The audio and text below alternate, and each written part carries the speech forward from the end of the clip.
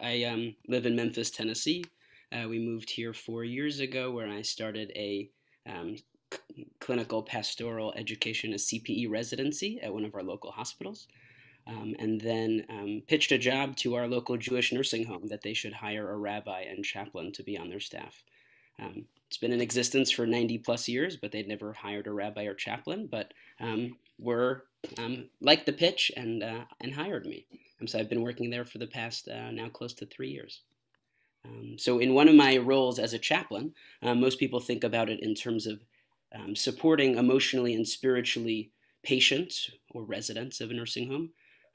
Some people might expand that also to families, but one of the most impactful things that I've had recently have been my interactions with staff. So as you can all imagine and all know from the news that you've been reading over the past year and a half, staffing and providing care for those in need during COVID is quite a challenging task. And so what could I do as the rabbi or as the chaplain of a facility to provide support for staff in this need, in this time of need? Especially in a time when people are not necessarily being close together, not necessarily talking to each other, and a time when people feel very distant.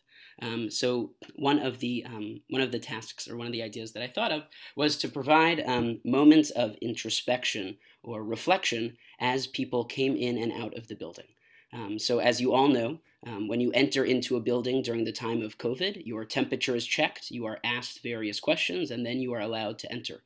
What if we transformed that place not to just a mundane check, but to a chance for spiritual reflection and introspection?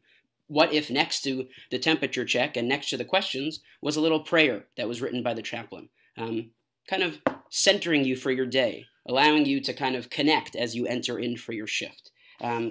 So I printed out little prayers that I wrote.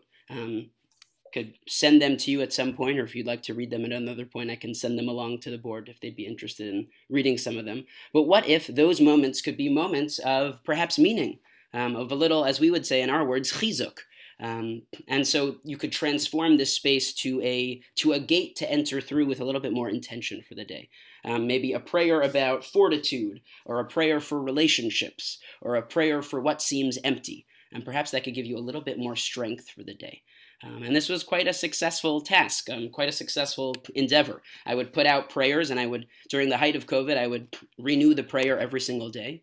And I would put out a number of little sheets of paper, and they were taken by day's end. And there would be people who would see me in the hall, and it would strike up a conversation. People who I made them small enough so that you could take them in your pocket, but also that if you're familiar with medical staff, so you could put it in your badge right behind your name tag. And so that you could look at it throughout the day. Maybe you had a minute or so to reflect, and you wanted to think about how a prayer of fortitude could make you through the next, through the rest of your shift.